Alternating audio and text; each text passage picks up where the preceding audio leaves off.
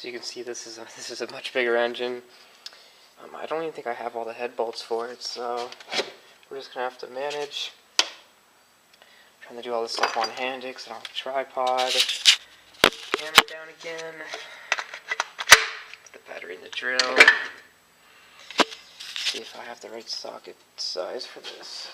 Whatever my sockets even are. That looks about right. Yeah. Okay.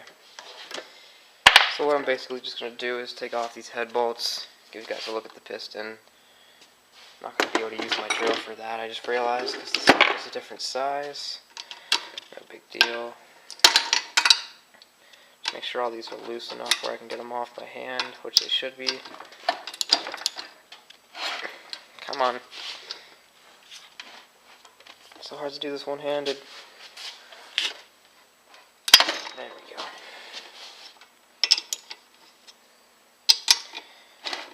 Hold on, some of these are tighter than I thought.